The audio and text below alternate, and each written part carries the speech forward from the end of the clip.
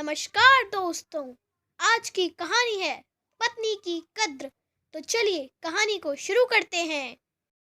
एक रात की बात है। पति दिन भर का काम खत्म करके घर आया।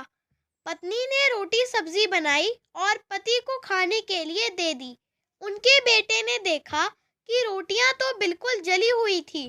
बच्चा ये सोच रहा था कि जली हुई रोटियों पर किसी का ध्यान गया या नहीं।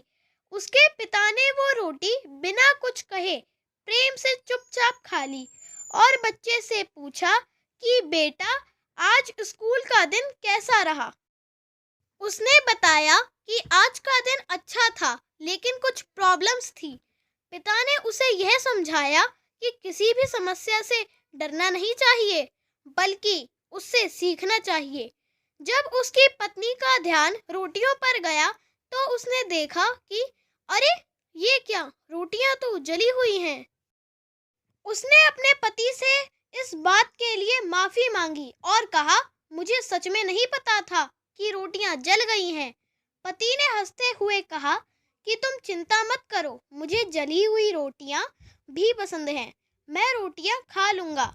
खाना खाने के बाद उनके बच्चे ने पिता से पूछा कि पिताजी, क्या आपको सच में जली हुई रोटियां पसंद हैं?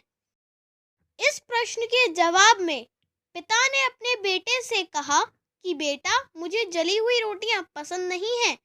एक जली हुई रोटी किसी का कुछ नहीं बिगाड़ सकती, लेकिन जले हुए शब्द बहुत कुछ बिगाड़ सकते हैं। इसलिए मैंने चुपचाप जली हुई रोटियां खा ली। इस कहानी से हमें यह शिक्षा मिलती है कि हमें अपनी पत्नी की कद्र करनी चाहिए।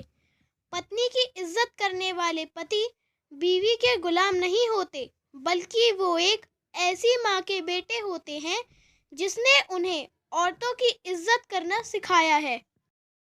अब है क्विज टाइम।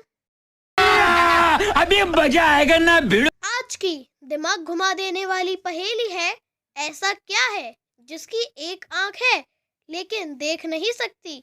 जल्दी जल्दी इसका आंसर कमेंट करके बताओ कि इसका आंसर क्या है। और अगर मेरे चैनल को अभी तक सब्सक्राइब नहीं किया है तो जल्दी से मेरे चैनल को सब्सक्राइब कर दो।